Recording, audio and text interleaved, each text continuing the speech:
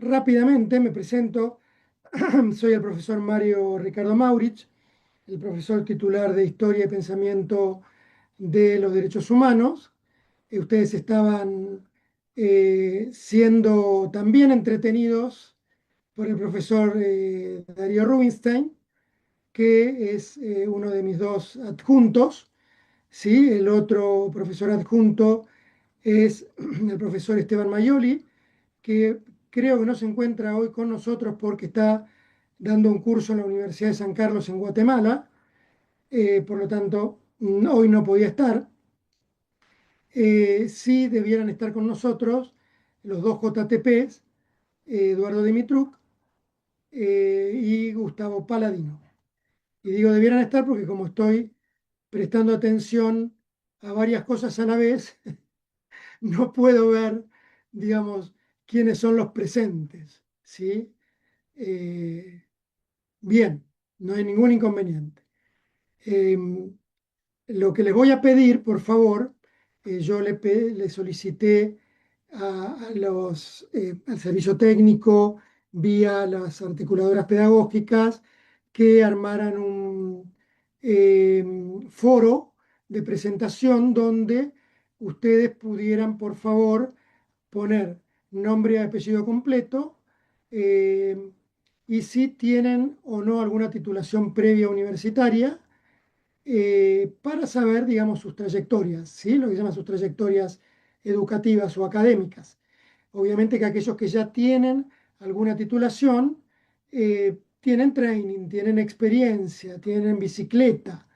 Los que son más nuevitos, aquellos que están viniendo directamente de la educación media, o porque terminaron el año pasado, o porque se tomaron un sabático de un pequeño tiempo, pero no han hecho, digamos, nada más en este año quizás, o el tiempo que se hayan tomado, eh, van a tener que adquirir este training, ¿sí? Ha cambiado el soporte respecto de lo que eran las modalidades prepandemia, ¿sí? A pesar de que antes de la pandemia existía la educación a distancia y la educación virtual, había herramientas, pero no todos las usaban. Los profesores teníamos eh, solamente la costumbre de ir a la clase, exponer, a veces usar el soporte tradicional, que era la pizarra, o con tiza o con marcadores, y algún otro que le gustaba más, eh, quizás pedía el cañón y llevaba su computadora y hacía alguna presentación. Yo a veces uso una presentación, pero hoy preferí no, por ser la primera clase, ¿sí? Igualmente tengo una armada que se la voy a pasar, la voy a subir, quiero decir, ¿sí? Al campus para que tengan una suerte de guión, ¿no? De la parte más teórica. La parte teórica que hoy tendríamos que dar en muy poquito tiempo, es decir, el día 9 que sería el segundo teórico, retomaré y seguiré con los autores correspondientes al día 9. Eh, y los invito, ya que la semana que viene es feriado, que se tomen el tiempo de leer los textos correspondientes a la clase de hoy y la del día 9. Yo sé que alguno va a decir, profe, es fin de semana largo, pero claro, ustedes piensen que yo soy un señor mayor, ¿no? Soy un señor de otro siglo, precisamente, de otras modalidades, con costumbres antiguas, como escuché decir alguna vez en un film, ¿sí? Y mis costumbres antiguas son, diciéndolo en términos muy populares, que el estudio es culo, silla y libro, cuadernillo, lapicera, resúmenes, marcadores, ¿sí? Entonces, yo sé que ahora está la inteligencia artificial y que es muy fácil decirle hacer un resumen del archivo adjunto, pero la inteligencia artificial sabe mucho haciendo el resumen. Ustedes leen el resumen, no hicieron toda la etapa de la lectura original, maldecir al docente por haber puesto esa lectura, volver al texto, leer párrafo por párrafo, subrayar, después que está todo el texto subrayado, quizás hacer un resumen. Son costumbres antiguas, muy antiguas, pero son muy buenas, ¿sí? Generalmente cuando yo doy la clase me dicen algún curioso, ¿no? Profe, lo que tiene detrás es una foto, y yo le digo, no, es mi biblioteca,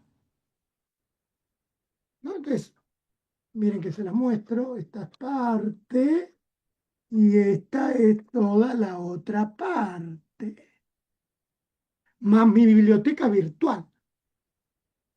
Desde los 3 años que leo y estudio, ¿sí? Y me leí todos esos libros. Los resumí, algunos están todos marcados, que dan pena, pobrecito. Yo recomiendo lo que conozco. Ustedes quieren utilizar inteligencia artificial, pueden hacerlo, ¿sí? Pero se van a perder de cosas. Es buena la inteligencia artificial, ¿sí? Hasta yo la uso. Yo termino de escribir algo y le digo a la inteligencia artificial, revísamelo, a ver si hay alguna falta, alguna cuestión de estructura. Después, obviamente, se lo paso a algún colega, que se lo digo, Darío, por favor, ¿me lees esto y me das tu opinión crítica? Darío lo lee, o Esteban, y me dice, che, Mario, falta esto, mirá, pusiste esta idea y no la cerraste, ¿no? La inteligencia artificial no hace eso lo hacen las personas. Ojo, hay inteligencias artificiales que lo hacen, ¿sí? Pero yo confío más en la persona que en la inteligencia artificial. Entonces, recomendación, culo y silla, ¿sí? También usen la inteligencia artificial, pero mejor culo y silla, ¿sí? Bien, dejando estas cuestiones parroquiales de consejo de viejo, vieron que el dicho dice, el diablo sabe más por viejo que por diablo, entonces vamos a ir a cuestiones más prácticas y luego teóricas. Cuestión práctica, no vamos a tomar lista, no tienen que poner en el chat, soy fulano, soy mengano, eso va a estar en el Zoom, perdón, en el foro de presentación, ¿sí? Donde ustedes van a poner nombre, apellido, si quieren número de documento también, mejor.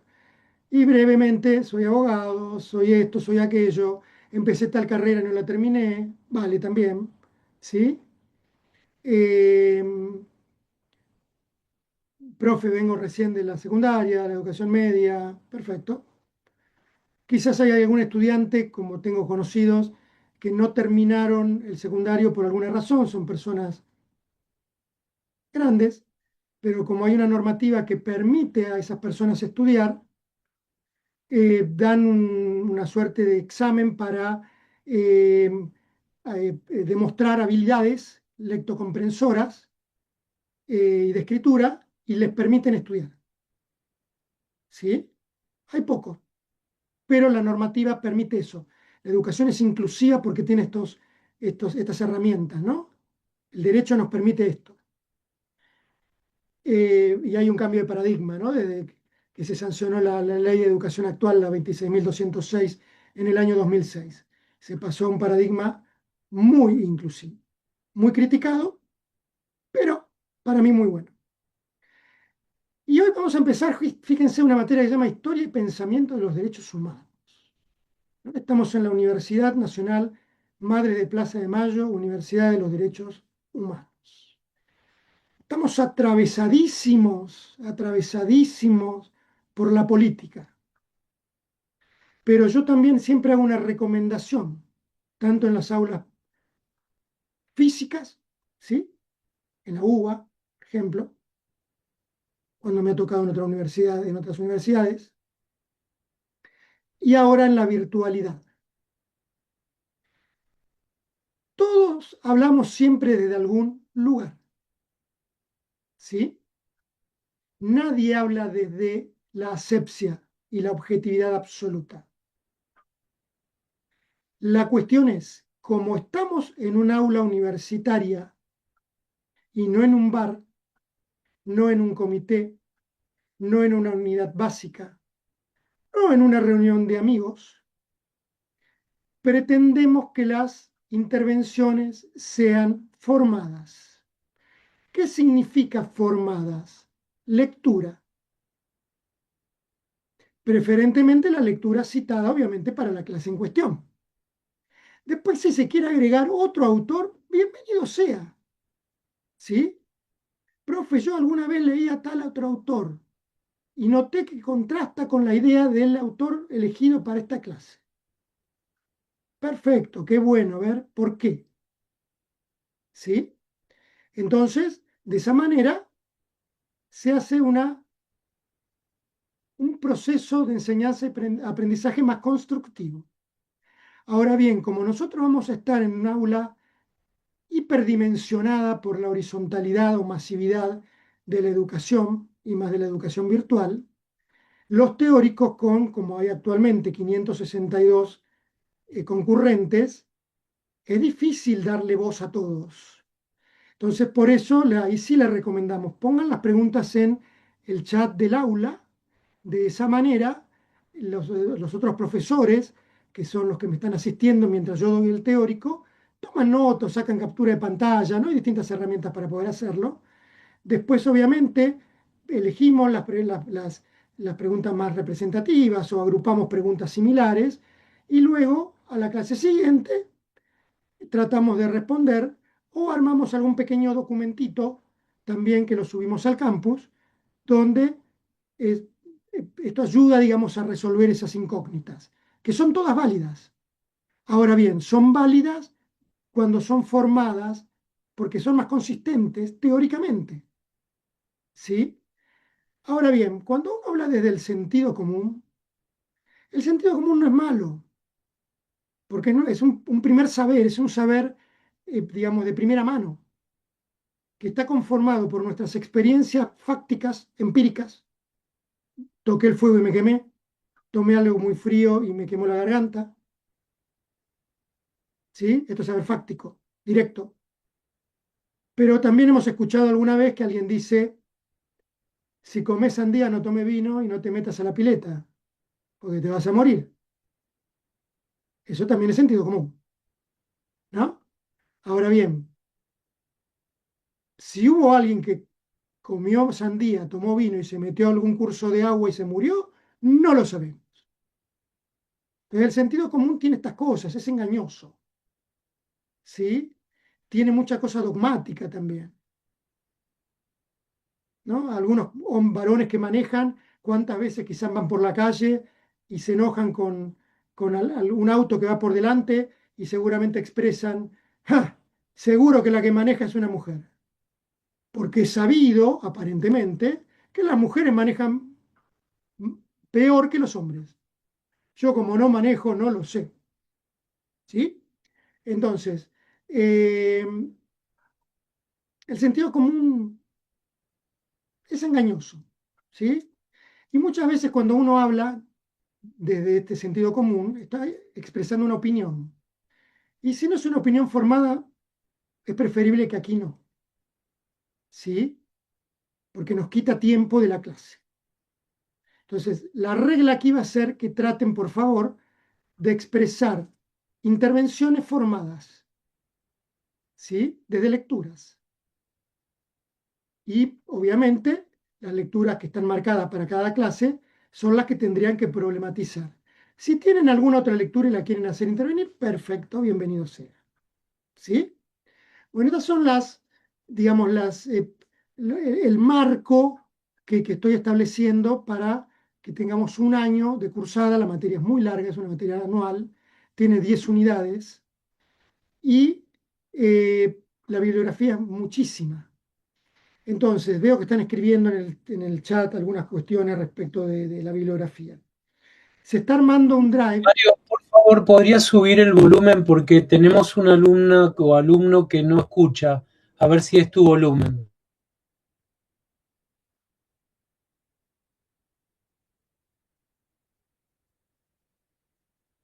Ahí lo subí.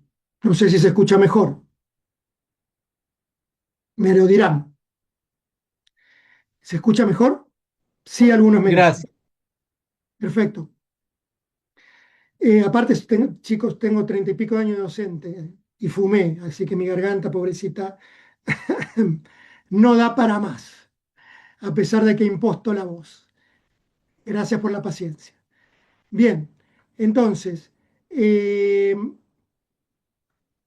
estamos armando un drive donde va a estar toda la bibliografía de todo el año, ¿sí?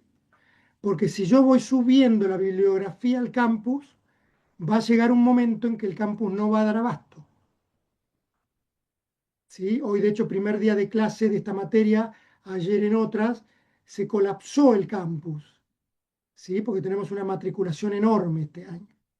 Entonces, eh, voy a armar un drive, de cualquier manera, para mañana van a tener un mosaico que va a decir unidad 1, donde voy a subir la bibliografía de la clase de hoy y del teórico del día 9 de abril. Obviamente que el drive va a estar antes, pero para que tengan ya material para que se vayan entreteniendo, ¿sí? Algunos quizás, cuando ahora empiece la explicación, seguramente aquellos que vienen de ciencias sociales, sociología, ciencia política, seguramente habrán escuchado hablar de Giovanni Sartori y de Norberto Bobbio. Entonces, son dos de los grandes pensadores italianos del siglo XX, muertos ya en el siglo XXI, eh, que son las grandes mentes de la política, ¿no? Desde distintos lugares políticos ideológicos, desde distintos saberes, ¿sí? Bobbio era más un filósofo político y del derecho, y Sartori es un politólogo, ¿sí? Pero un politólogo con una formación muy, muy amplia, porque en Italia existe lo que se llama la escuela normal, vendría a ser como el bachiller, ¿sí? Que tenían una formación, y creo que al día de hoy todavía la siguen teniendo, que es muy vasta. Entonces, los dos autores que elegí yo para empezar hoy el dictado de la materia, en esta suerte de teórico inaugural, eh, es un capítulo de un libro de Giovanni Sartori. El libro se llama La política, lógica y método en ciencias sociales. Es un libro de fondo de cultura económica. El capítulo 7 de ese libro se llama ¿Qué es la política? Si entran al campus está en el cronograma, chicos, ¿eh? En donde dice cronograma de clases, temas y bibliografía, ahí está, ¿sí? No pongo de qué página porque tiene varias ediciones. Entonces, de acuerdo a la edición puede variar la página, ¿no? Si se quieren bajar ustedes el libro que está en Google, lo googlean y está, ¿sí? Se lo pueden bajar, no tiene desperdicio. Pero ahí hoy me voy a referenciar en el capítulo 7. Y de Bobbio, básicamente, vamos a ver dos capítulos de un libro que se llama El futuro el futuro de los derechos, eh, que son dos capítulos que en realidad son conferencias, ¿sí? Que él fue escribiendo a lo largo de los años en distintas intervenciones, en congresos internacionales, foros internacionales, y obviamente estas dos conferencias son sobre eh, los derechos humanos, ¿sí? Entonces, básicamente eh, de este autor, de Norberto Bobbio, es un trabajo que uno se llama Sobre los fundamentos de los derechos humanos y el otro se llama Presente y porvenir de los derechos humanos. ¿Sí? Y el libro, me van a disculpar, se llama en realidad El tiempo de los derechos, no el futuro. Siempre me equivoco yo.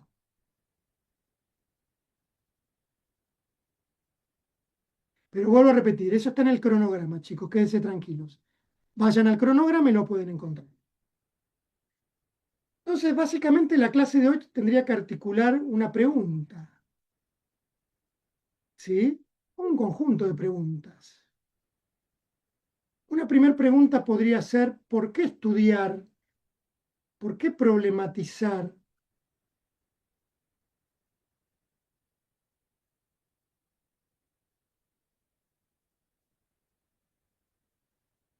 a los derechos humanos? ¿Por qué uno tiene que pensar la política y lo político de los derechos humanos?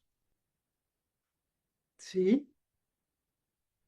Entonces, fíjense que yo utilizo acá ya en esta presentación dos términos que se parecen pero varían el género. Hablo de la política y lo político. Y digo, ¿por qué habría que pensar una política y lo político de los derechos humanos? Entonces, acá tenemos que ir a cuestiones muy hasta podríamos decir etimológicas. ¿Sí? Tenemos que saber que todos los términos que nosotros venimos usando en nuestro acervo cultural, sociocultural, académico, bibliográfico, en prácticamente todos los idiomas de origen occidental, van a tener una raíz en la cultura griega y la cultura romana.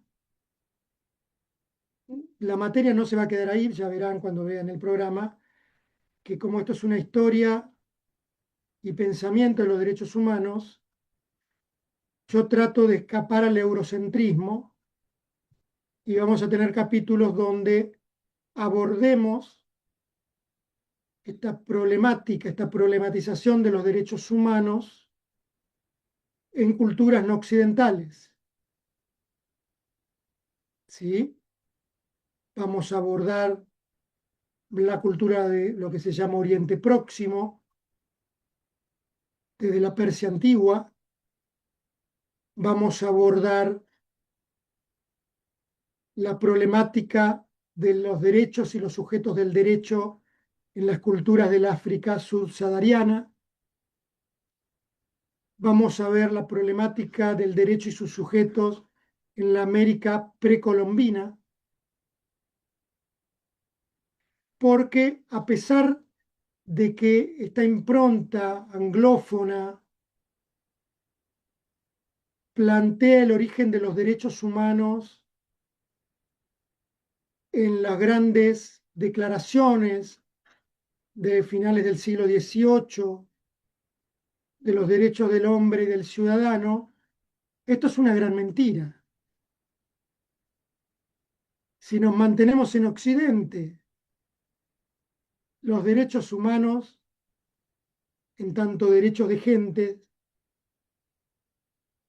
la inventora es una mujer.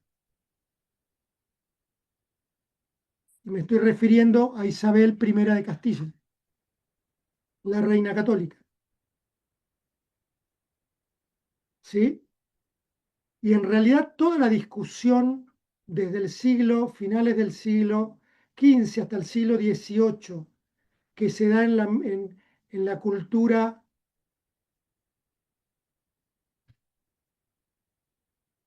hispánica, iberoamericana, hispanoamericana, es anterior a las declaraciones de los derechos del hombre y del ciudadano de Francia o las problematizaciones desde la Carta Magna hasta el Bill de los Derechos de 1688 en la Gran Bretaña.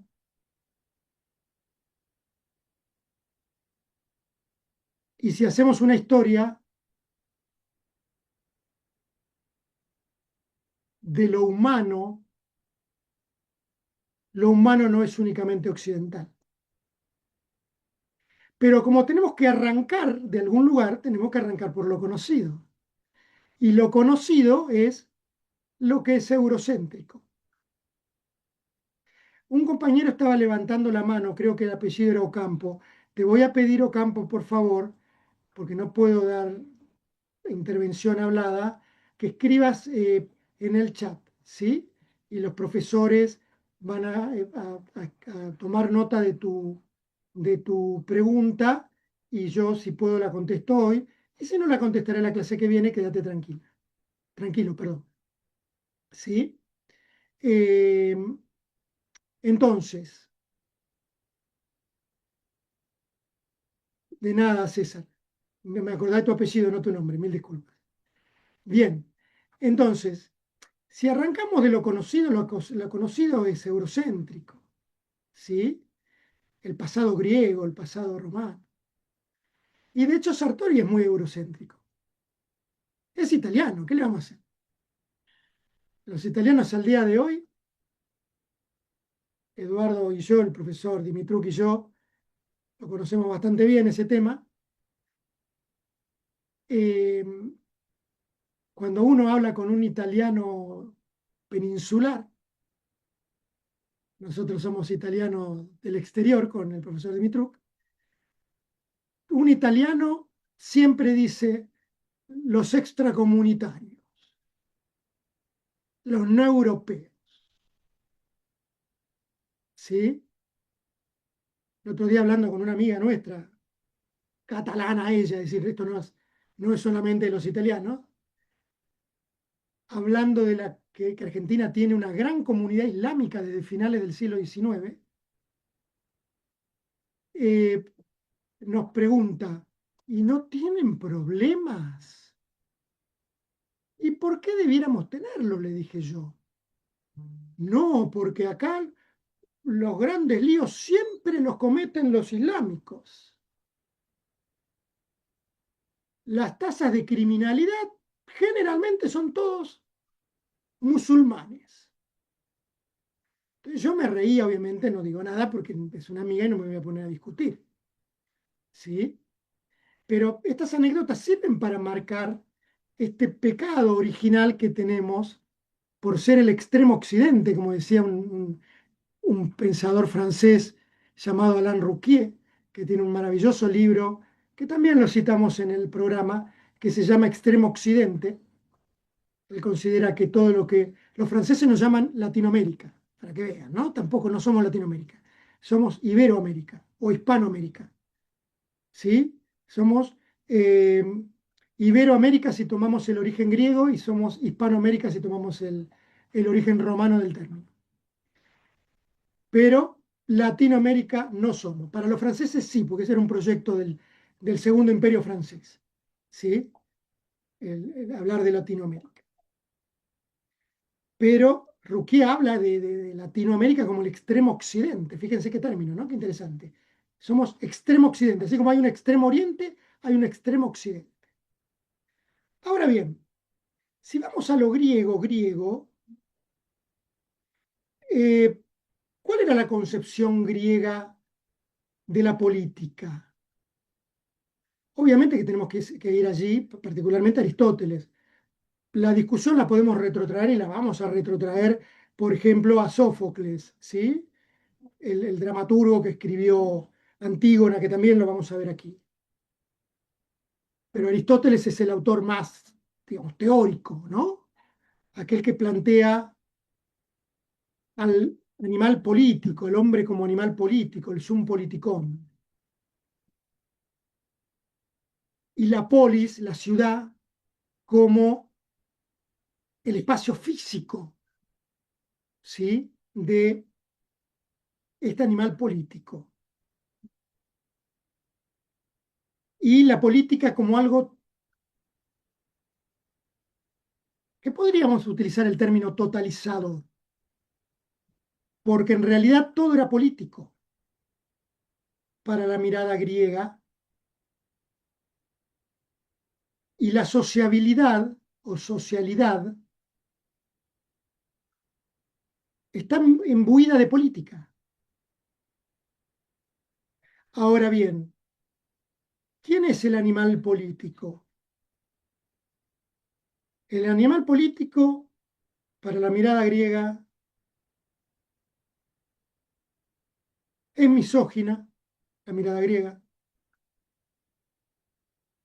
muy misógina. La mirada griega desconfía del extranjero,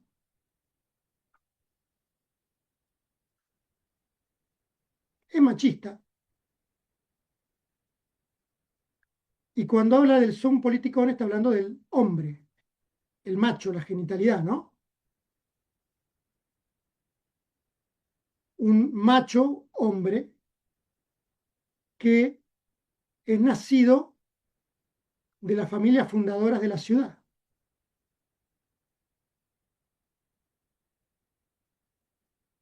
Esto hace que la polis griega, la ciudad griega, si bien podía tener, si uno toma, por ejemplo, eh, datos de historiadores griegos,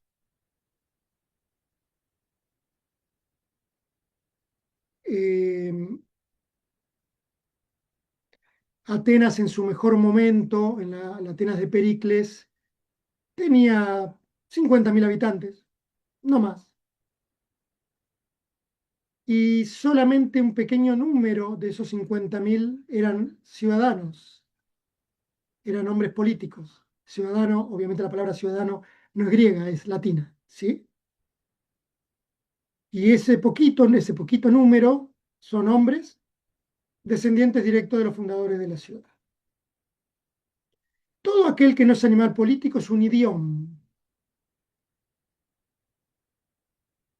La palabra idiota deriva de este término griego, idiom. ¿Qué significa idiom? Significa que es un hombre en su genitalidad, pero es imperfecto, no está completo. ¿Sí? Por lo tanto, no es político. ¿Quiénes entran allí? Los extranjeros, los esclavos, las mujeres, obviamente. ¿Sí? Por lo tanto, la concepción griega de la política es muy pequeña, si uno la mira.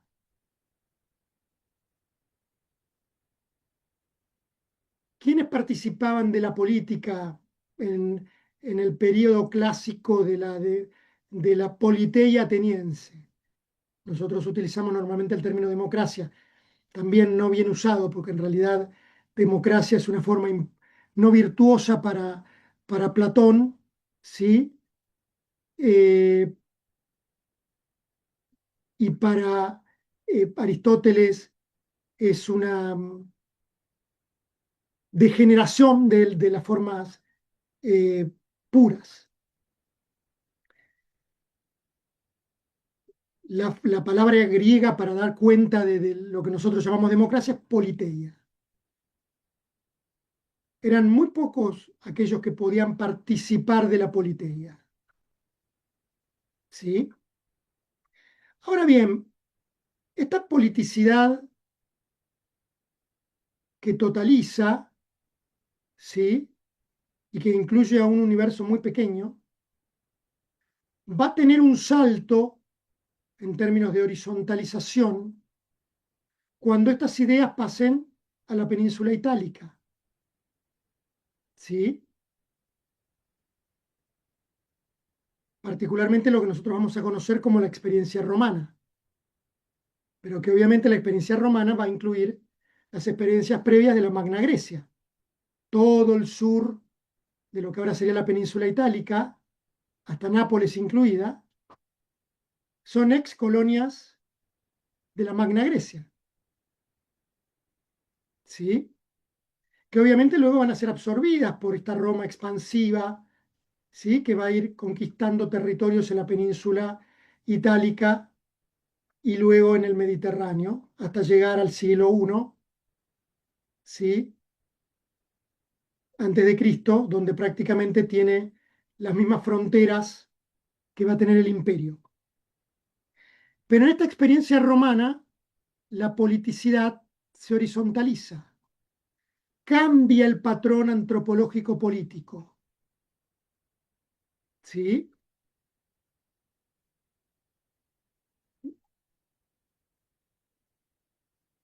Las mujeres, por ejemplo, en la experiencia romana son ciudadanas. La pucha que hay un cambio, ¿no? La mujer, a diferencia de Grecia, es considerada ciudadana en términos políticos. Por otro lado, como la politicidad, lo que se llamaría la civitas, ¿sí? La civitas romana es en realidad una iuris societas, es decir, una sociedad jurídica.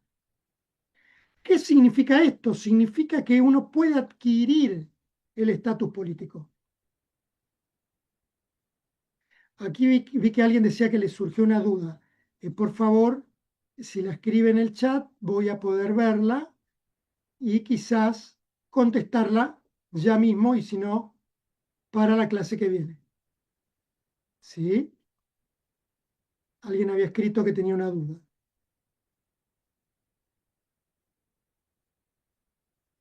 Bien, ejemplo clásico que doy siempre, y no es de invención mía, sino que es dato histórico. Si alguno de ustedes es de religión cristiana, ubicarán a el personaje que se llamó San Pablo. ¿Sí? ¿Ubican a San Pablo?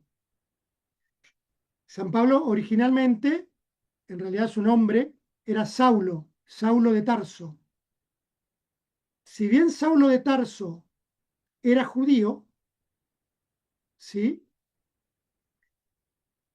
Era ciudadano romano, había adquirido la ciudadanía romana.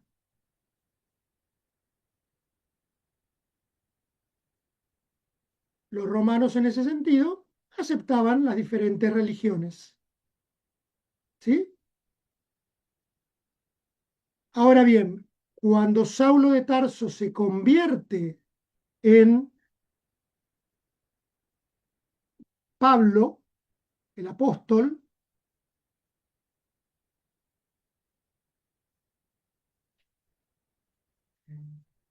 cuando es apresado por las autoridades romanas,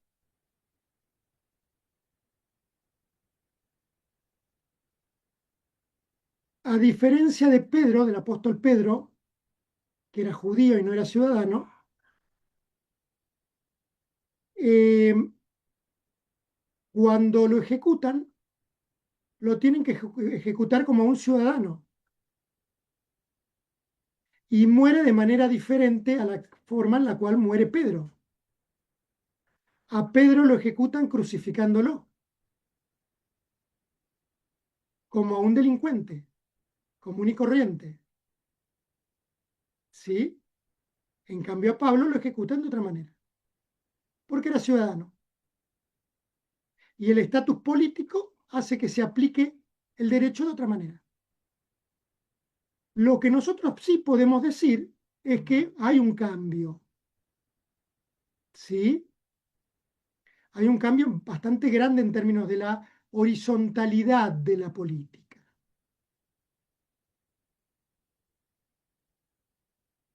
Es más inclusiva la política romana comparada con la griega. Después nos podemos preguntar, y entonces, ¿por qué al día de hoy se plantea, ay, el ideal de la democracia ateniense? Y son lecturas. En la modernidad, ¿sí? En estos cambios políticos que implica la modernidad a finales del siglo XVIII en adelante, con también una horizontalización de la participación política, digamos, se pasa del súbdito al ciudadano, ¿no? El súbdito a la corona al ciudadano del Estado, ¿sí? Eh, Hay también una horizontalización y se tiene que buscar algún antecedente porque las formas representativas del siglo XVIII en adelante se legitiman en experiencias anteriores de origen romano, griego, medieval, ¿sí? Y otras, ¿sí? Pero esto los de ciencia política lo verán, por ejemplo, en alguna materia y ustedes los de derecho lo verán seguramente en alguna teoría del Estado, ¿sí?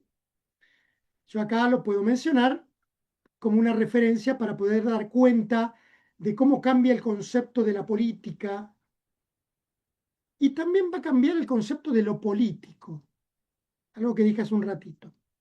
Esperen que acá hay alguien que quería que yo responda algo, mil disculpas. ¿Querés que yo tengo vistas las preguntas, Mario? Si querés hago dos respuestas cortitas. Dale, dale, por favor, Darío. A la primera pregunta sobre el comentario de que se podía rastrear hasta Isabel la Católica el origen del derecho de gentes, y el estudiante ahí hacía el planteo de, bueno, es la misma Isabel la Católica que promovió la conquista, y la negación de los derechos de los habitantes originarios de América. Sí, por supuesto, las dos cosas pasan, digamos. Y esto tiene que ver también con los distintos otros que aparecen a la mirada, en este caso de la reina de España, digamos. Una cosa es pensar en el otro en tanto natural de Castilla, en realidad es derecho castellano, ni siquiera es derecho español, y otra cosa es todo el proceso que hace a determinadas concepciones de lo que eran los habitantes de América en su momento y cómo con la justificación de la civilización y la cristianización hubo todo un proceso de sometimiento. Al otro estudiante que preguntaba si creíamos que el ser humano había evolucionado desde el idioma griego, porque todavía al día de hoy encontramos términos despectivos para referirse a algunos otros. El compañero ahí ponía el ejemplo de la forma en que los judíos hablamos de los goim y también de los wasp norteamericanos. La respuesta es muy simple, que curse la materia, porque la evolución de esa mirada sobre los otros es un poco lo que vamos a estar discutiendo a lo largo del año. Nada más, me vuelvo a silenciar y perdón por las interrupciones de mi perro que se puso un poco nervioso. Perfecto, Darío, no te preocupes, que yo estoy acá con mis tres perrijas. Dos son ancianas arterioscleróticas que me están volviendo loco acá alrededor mío. Por eso me van a ver que estoy así, ¿no? Moviendo la cabeza para todos lados. Pero bueno, son mis perrijas, ¿qué le voy a hacer? Siguiendo con la respuesta del profesor Rubinstein, de Darío, eh, en realidad hay una leyenda negra respecto de lo que nosotros creemos saber sobre la historia eh, castellana, luego española, sobre América.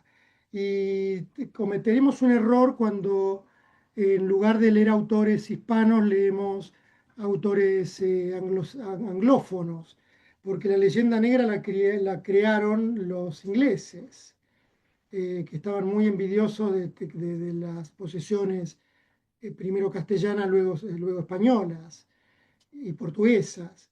Entonces, en realidad Isabel la Católica escribe un testamento que obliga a su esposo, a Fernando, a cumplir con determinadas cuestiones, que esto lo vamos a ver más adelante, bien específicamente, y esto va a terminar unos años después de la muerte de Isabel con lo que se llaman los debates de Valladolid entre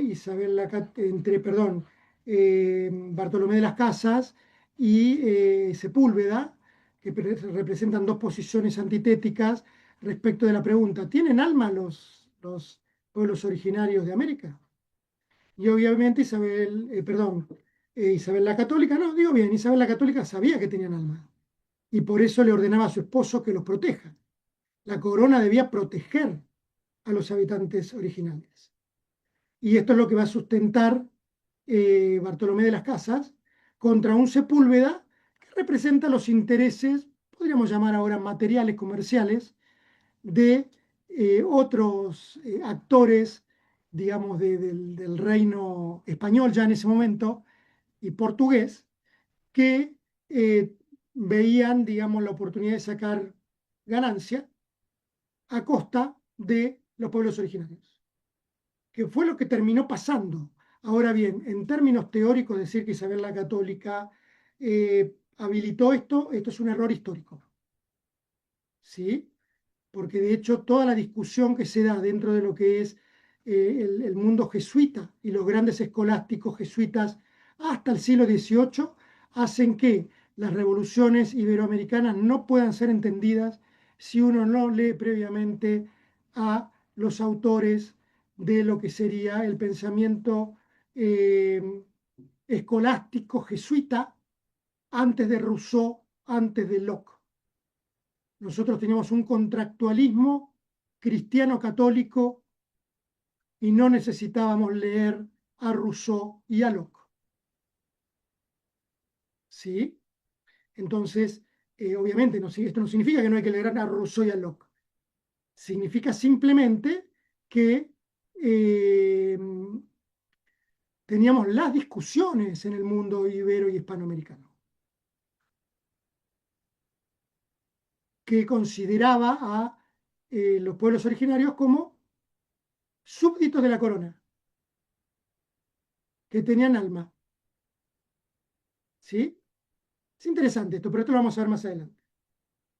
No me meto en otra pregunta, porque creo que la respondió muy bien el profesor Rubinstein, porque nosotros vamos a ver aquí toda una historia de la otredad, porque si no, no vamos a entender la política nuestra hoy, ni de Argentina ni de otros lugares del mundo, si no entendemos la otredad y las otredades políticas. ¿Sí? Entonces, al final de año, no les digo que van a tener la respuesta completa, pero van a tener más dudas, pero dudas fundadas en lecturas. Y esto es bueno, porque nos va a permitir seguir preguntándonos. Entonces, la recomendación del profesor, bienvenida. Cursen la materia. ¿Sí? Bien. Entonces, hay un cambio respecto de el concepto de lo político. Me voy a remitir a un autor del siglo XX, obviamente, porque es el autor recontracitado, nombrado y lamentablemente odiado por falta de lectura, que es el jurista y filósofo político alemán Carl Schmitt, que escribe un libro también muy citado, pero muy poco leído y entendido, que se llama El concepto de lo político, donde la hipótesis básica de Carl Schmitt es que así como nosotros tenemos que encontrar ideas simplificadoras que nos permitan entender cuán criterio orientador el mundo de lo estético, de lo económico. A ver, ¿cuál es la idea de lo estético? El concepto de lo bello. Y en su contraposición, lo feo. ¿Cuál es el concepto, digamos, que me permite entender lo económico? El beneficio, la ganancia, la utilidad. Lo podemos nombrar de distintas maneras, ¿no? ¿Y cuál es el concepto que nos permite entender la esencia de lo político y por lo tanto luego de la política? ¿Sí? Carl Schmitt va a decir la diferenciación amigo-enemigo. Obviamente que este señor lo escribió, esto, inició a escribirlo en el periodo de entreguerras en Alemania de Weimar, lo continuó ya durante el régimen nazi, fue jurista del régimen nazi, eh, cuando se dio cuenta los desmanes del régimen nazi renuncia y los propios nazis lo encarcelan y está en la cárcel durante toda la Segunda Guerra Mundial. Cuando vienen los aliados, es decir, cuando pierden los nazis y vienen los aliados lo vuelven a encarcelar por haber pertenecido a los juristas del Tercer Reich, ¿sí? Y es jugador en Nuremberg y no se lo encuentra culpable. Pero igualmente se le impone la pena de no poder nunca más ser un catedrático en Alemania.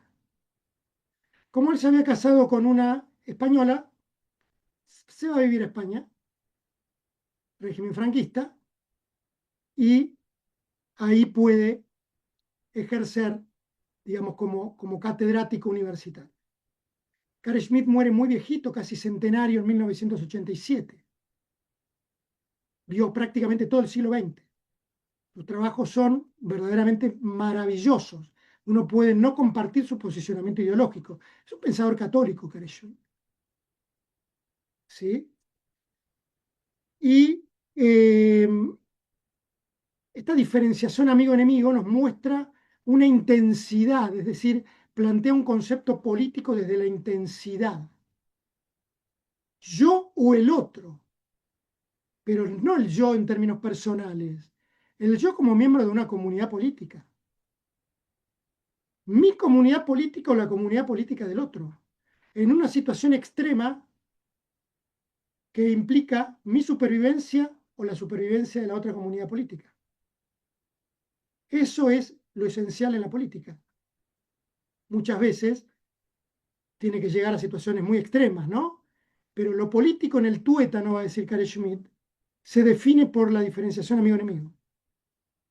Lo que pasa es que luego, en las situaciones normales, nosotros tenemos lo que se llama la política arquitectónica, la política plenaria, que es la que construye instituciones, la que construye acuerdos, consensos, la cotidianeidad, entre comillas, la normalidad, entre comillas, transcurre en estos vaivenes entre lo arquitectónico y lo plenario. Pero en las situaciones de emergencia extremas, donde es el nosotros o los otros, ahí surge el tuétano, la diferenciación amigo-enemigo. Y esto en Roma se ve muy bien. ¿Por qué? Porque en Roma, como todo es político, al igual que en Grecia, la diferenciación más clara de que lo político está en términos de diferenciación amigo-enemigo es que, esto también lo vamos a ver en una clase, toda una clase completa para esto, existe lo que se llama la Declaración de Hostis. Hoy, siglo XXI, por lo menos en los papeles, la Declaración de Hostis va en contra de los derechos humanos. ¿Sí? ¿Qué es la Declaración de Hostis? La declaración del enemigo público. En el mundo romano hay una diferenciación de dos tipos de enemigos. El inimicus, que es el enemigo privado. Me peleo porque el perro del vecino saltó la medianera, entró a mi jardín y me rompió todas las plantas, o entró a mi gallinero y se comió los huevos de la gallina, o me mató las gallinas. ¿Sí? Entonces, ¿qué hago yo en una situación así? Voy a la justicia. Voy primero a la policía, planteo una denuncia y esto va a seguir los caminos, ¿sí? Los caminos jurídicos. Ahora bien, el hostis es el enemigo público. Y al enemigo público se lo aniquila. Porque el enemigo público pone en peligro la comunidad a la que yo pertenezco. Piensen que desde la finalización de la Segunda Guerra Mundial, cuando se firma la Declaración de los Derechos Humanos y la creación de las Naciones Unidas, está pensado en una lógica de, va a decir Carl Schmitt, de una despolitización de lo político.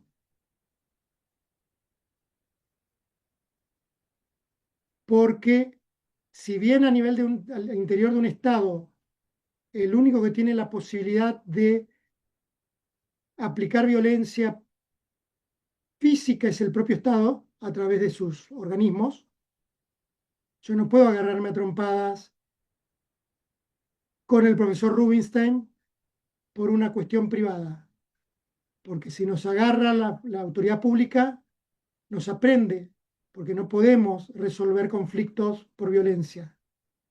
¿Sí? Ahora bien, si yo cometo un delito, de acuerdo al tamaño del delito, a la importancia del delito, la policía puede intervenir y si yo me resisto y amenazo a la policía, pueden utilizar violencia.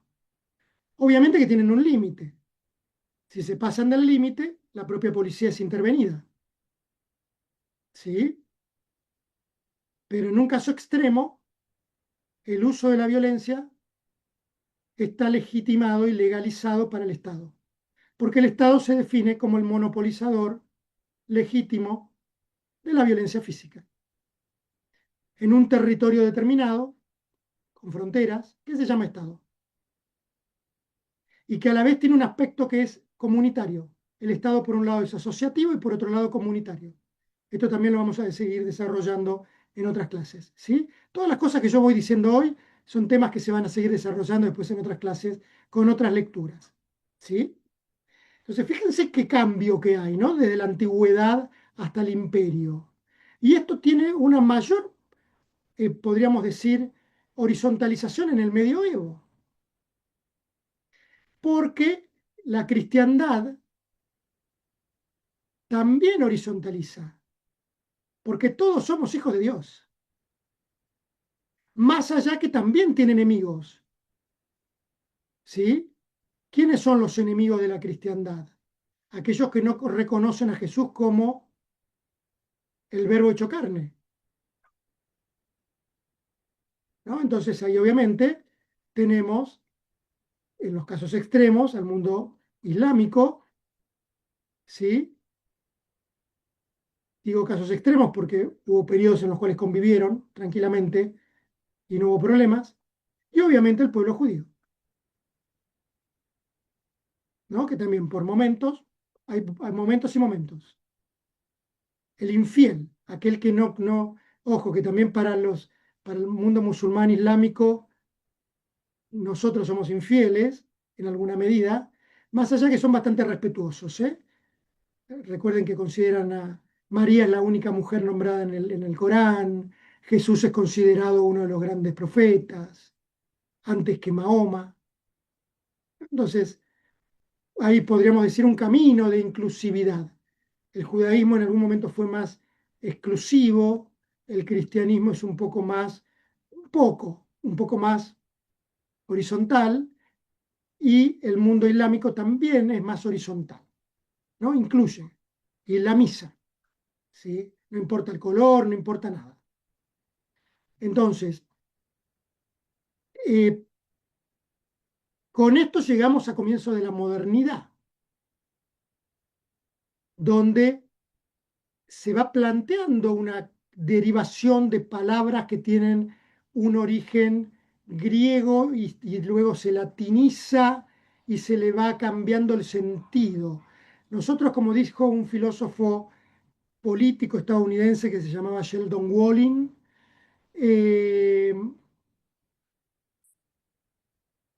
venimos hace 2600 años utilizando un discurso, ¿sí?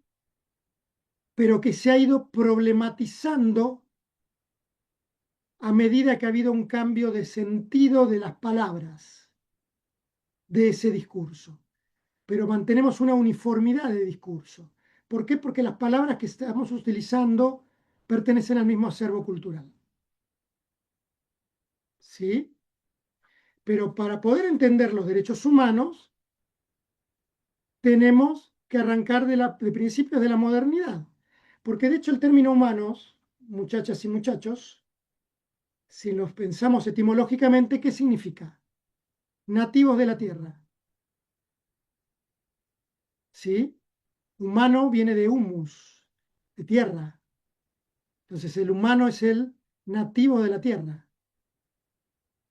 Entonces hoy podríamos decir, todos los nacidos en este planeta, que pertenecemos a la especie Homo sapiens sapiens, compartimos derechos, los derechos humanos. Parece fácil enunciarlo, pero podemos discutir muchísimo para poder entender las diferencias. que al día de hoy se plantean en política. ¿Sí? Bien, lamento que hayamos perdido Chile, lamento profundamente. Estamos a 3 minutos ya de tener que cerrar. Vamos a continuar el jueves 9, ¿sí? A partir de estas lecturas, quédense tranquilos que yo les armé me quedé congelado, no sé por qué, ahí está. Eh, Armé un PowerPoint que se los voy a subir al campus para que puedan usarlo también como referencia para la lectura. Tenemos armados cuestionarios que también a partir de mañana lo van a subir. Mil disculpas, los mismos problemas que tuvieron ustedes para entrar.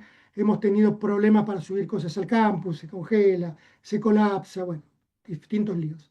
Está subido lo que se pudo subir hasta ayer. Bienvenidos a esta cursada. Espero que la podamos aprovechar, ¿sí? Y el único requisito es tengamos discusiones desde las opiniones formadas, no desde el sentido común. Lo que no significa que uno me pueda decir soy cristiano, soy peronista, soy libertario, soy socialista. Nadie discute de dónde es el otro, ¿sí? Pero acá no vamos a discutir los posicionamientos, sino vamos a discutir autores, ¿sí? Bienvenidos a esta cursada anual. Espero haberlos incentivado y nos vemos el día 9, ¿sí? El jueves 9. Y nada, bienvenido nuevamente y a partir de mañana ya tienen la bibliografía hasta que se ponga el drive para que puedan ir avanzando en la lectura. ¿Sí? Buenas noches a todas y a todos.